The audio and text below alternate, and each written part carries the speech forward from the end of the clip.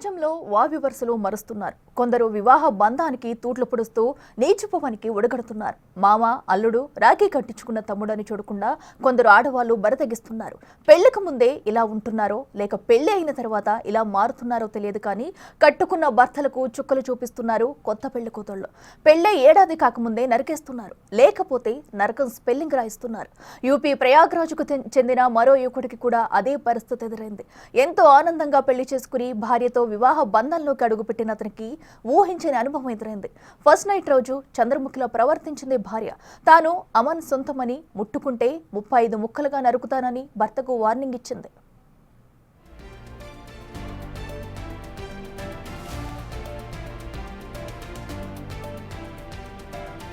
Prayagraj ADA కాలనీకి చెందిన captain Nishad కు ఏప్రిల్ 29న సితారాతో వివాహం జరిగింది.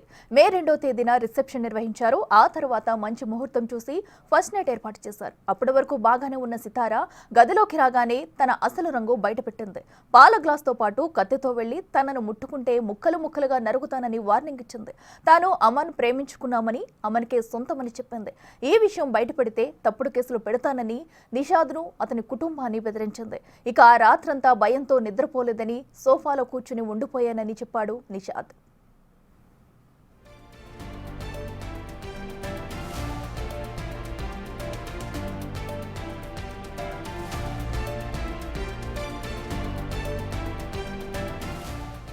దీంతో నిషాద్ కుటుంబ సభ్యులు ఊళ్ళో మరుసటి రోజు పంచాయతీ పెట్టించారు. సితారాకు ఆమె తల్లిదండ్రులు నచ్చచెప్పడంతో మళ్లీ అత్తింటికి తీసుకొచ్చారు. తనను కేదార్నాథ్ యాత్రకు తీసుకెళ్లమని అడగగా రాజా రఘువంశీ హత్య కేసు గుర్తొచ్చి ఆగిపోయాడు నిషాద్. 3 రోజులు అదే ఇంట్లో ఉన్న సితారా ఒకరోజు అర్ధరాత్రి గోడ దూకి తన ప్రేమికుడు అమన్తో పారిపోయింది. ప్రస్తుతం పోలీసులు ఆమె కోసం గాలిస్తున్నారు. అమన్ నిషాద్కు వరుసకు అల్లుడవుతాడని తెలుస్తుంది.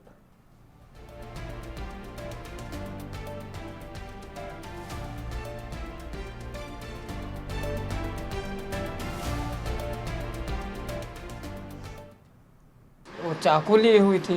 मैं सोचा ये चाकू क्यों ली है, तो मेरे मन में कुछ ऐसे मैं सोचने लगा कि चलो कॉमन सी बात है, चाकू ली होगी। लेकिन सर मैं जब उसको टच करने गया तो मुझे चाकू कह रहे मतलब धमकी देने लगी कि अगर टच करोगे हम तुमको मार देंगे, या तुमको मारेंगे, अपने आप को मार देंगे। तो मैं बोला ऐसा क्यों? कह रही है कि मैं और किसी से प्यार करती हूँ और उसका अमन नाम है। मैं बोला अच्छा हम कर रिश्ते में क्या लगता था वो? सर वो रिश्ते में जो है भतीजा लगता था। हाँ, लड़की के वो भतीजा लगता था, वो मौसी लगती थी। वो